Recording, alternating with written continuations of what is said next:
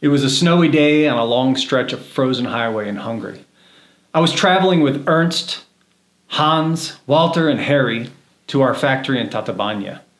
In the back of my mind, I was curious, why did they pick me to drive? I grew up in South Florida, and I had never driven on an ice-packed road before. I don't know. In some way, I think they were testing me and they wanted to see me fail. Maybe that's just me. See, I was the only American out of 100 employees in our Vienna, Austria office.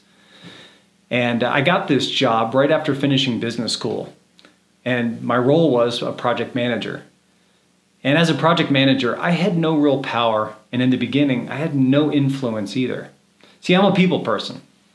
And I desperately wanted to be accepted by the group. It was the first time in my life that I knew what it felt like to be a minority. And honestly, it was really tough on me.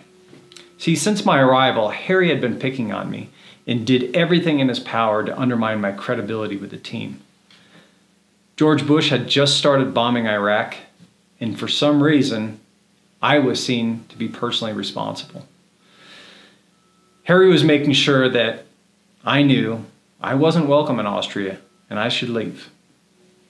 Fortunately, there were a lot of great people I worked with, and some of those people early on were kind to me, and in some way I felt like they wanted me to stand up for myself.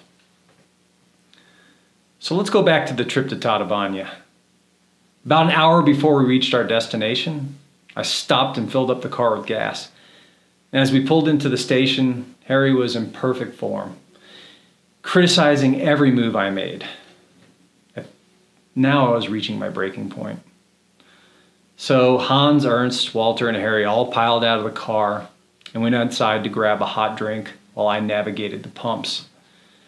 When the tank was full, everybody with me was ready to get underway. I was pretty upset at this point, and I asked Harry for a word in private. We met at the front of the car, and I said to him, "Harry, you see that train in the distance?" "Yeah." "That's how you're getting back to Vienna. I'm fed up. Don't even think about getting back in this car." And I left him right at the side of the road in a snowstorm. He looked at me in complete disbelief. We all piled back into the car, continued our journey on to the factory. So the next day I get back to the office and something had changed. People were looking at me, treating me in a completely different way. Word of what I did to Harry had spread like wildfire. And as the days turned into weeks and the weeks turned into months, I gained more and more acceptance with the team. And over time, I created a lot of very close relationships that I still have to this day. And the reason I share this story with you is I want to encourage those of you who feel like you've lost your personal power or had it taken away to stand up and send your Harry on a train to Vienna.